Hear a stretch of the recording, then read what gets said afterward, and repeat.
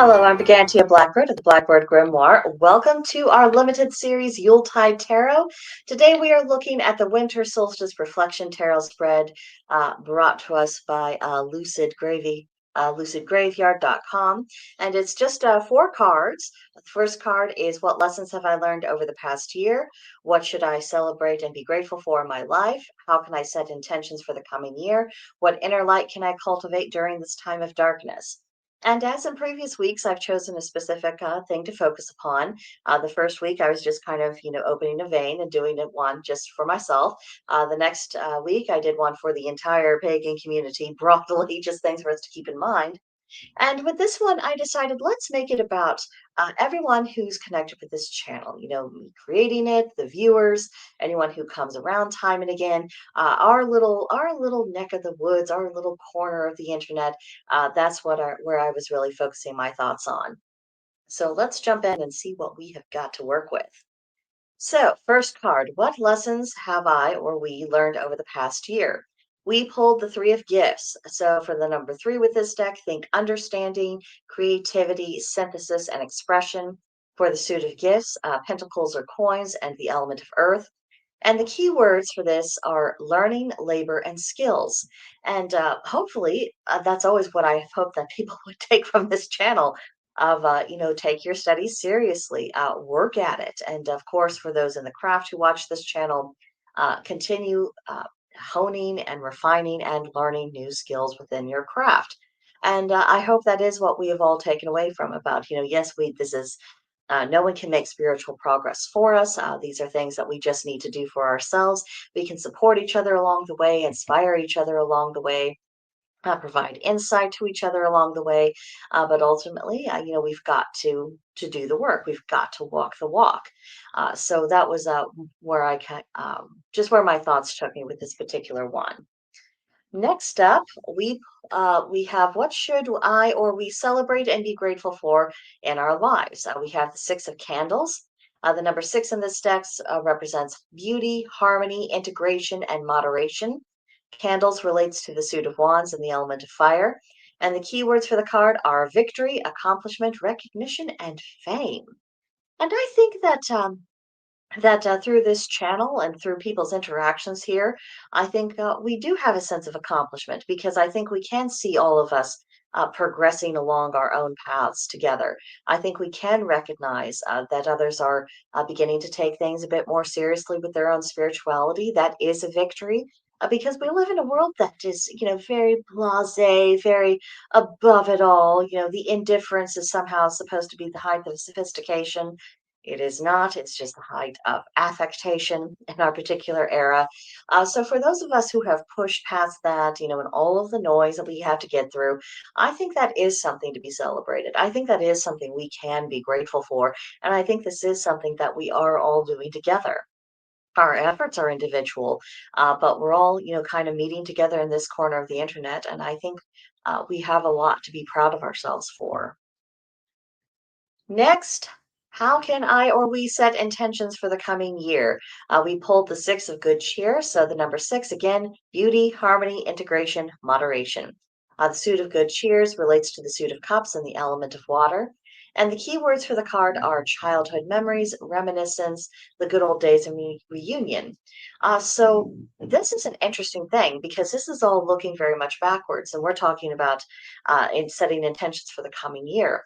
So what this is telling me is that perhaps we can focus upon reconnecting, about bringing good things from the past forward, about the carrying on of traditions that have proved themselves to be good and uplifting, and also to allow a little bit of nostalgia into our makeup. Not everything has to be intellectual or strictly academic. Sometimes we can do things or practice traditions just because we do have a soft spot for it. So I think this gives us a permission to perhaps re-embrace an aspect of of our humanity that sometimes gets nagged or just about beaten out of us, because there are a lot of people within the broader community. Everything is strictly academic. It's logic and facts and reason and anything else, including perceptions, and people saying I'm having this experience pretty consistently, they can be very dismissive of and sometimes very offensive about. So I think this is giving us all permission to say, you know what? We don't have to listen to those harsh voices.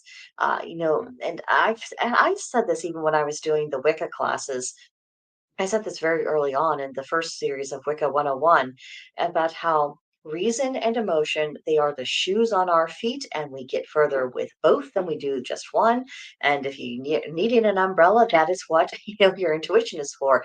You have all of your tools. You use them in concert with each other.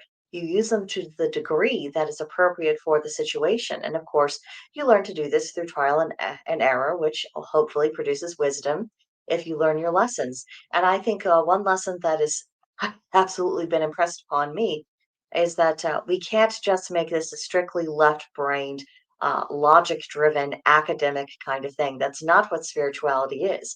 It is part of it, it is an aspect of it. It's a necessary pillar and foundation of it, but it's not the whole thing.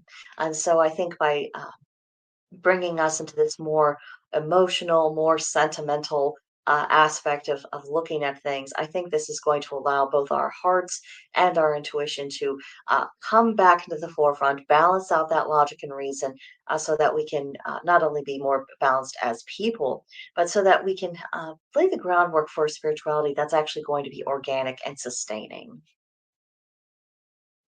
Then, finally, what inner light can I or we cultivate during this time of darkness? We pulled the Five of Canes. Fives represent severity, crisis, challenge, and transformation. The suit of canes relates to the suit of sword and the element of air. And the keywords for this are conflict, loss, and failure. So as this is coming up and in the context of what inner light can we cultivate, that would suggest to me that we do have difficulties and conflicts and perhaps setbacks that are lying in store for us ahead in the year to come.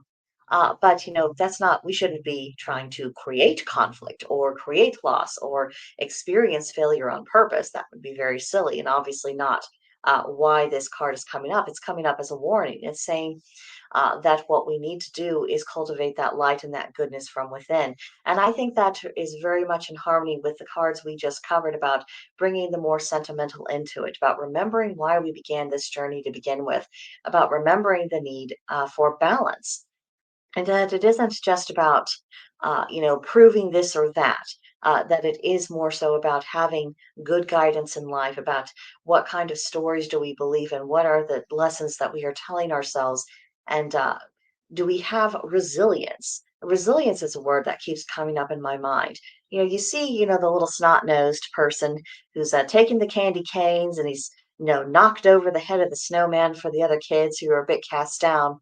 But it's about what happens next that matters. The kids can choose to continue to cry and to worry about their poor snowman, or they can say, you know what, we're going to rebuild him. I think between the two of us, we can re-lift up his head and we can make him as good as new again. Are we going to choose to lift ourselves up? What are we going to do after we experience difficulties? That is the key thing. And I think that's another thing that we can do on this channel, within the comments section. We can encourage each other. If you've fallen down, you can get back up. You are not alone. And even though we are, separated physically through this digital space, that doesn't mean that our good wishes count for nothing. It doesn't mean that our just general goodwill towards one another counts for nothing. I think it counts for a great deal. And again, for those who are completely cut off from any kind of in-person pagan community, this is what we have at the moment. So how we use it, and if we are using it to be a good influence on it, to accept the comfort when other people offer it to us, I think that says a lot about us moving forward. So let's take a look at our main takeaways. Uh, First thing is that hard work pays off over time, and we should always carry on living a productive life. I think that is something that should almost go without saying, but I do find it significant that we were reminded of it here. Then a genuine sense of accomplishment is fuel for a person to keep working at their ambitions. And that's why I think it's important to celebrate every victory, to recognize every milestone that we have, so that we don't deny ourselves that sense of accomplishment, so that we are refueling our spirits.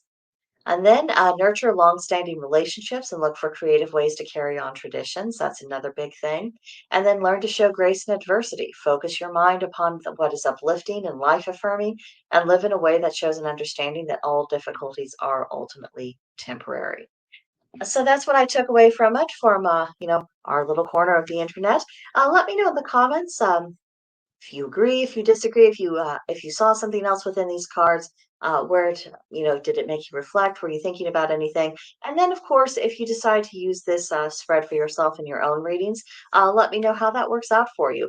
If you would like copies of the spreads, I think I did post them under the community tab, so on my YouTube channel. So definitely do check that out if you're interested. And again, just let me know if it works out for you. When I make use of this tarot spread, what I get might be quite different from what you get. And of course, I don't think that every spread really resonates with every practitioner. So if something does isn't working for you, maybe say so and kind of explain why. If it did work, just what insight did it give you? I think that can be very instructive for us all.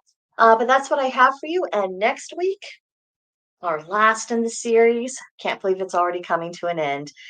It will be called A Christmas Carol Tarot Spread, and it's appropriately enough on Christmas Day. So I hope you will find time within your day to take a look at that, or perhaps in the coming days. And yeah, and then after that, we'll be going on to brand new year in January. So I think that's all I have for you at the moment. Have a good one, and I will see you guys next time. Bye.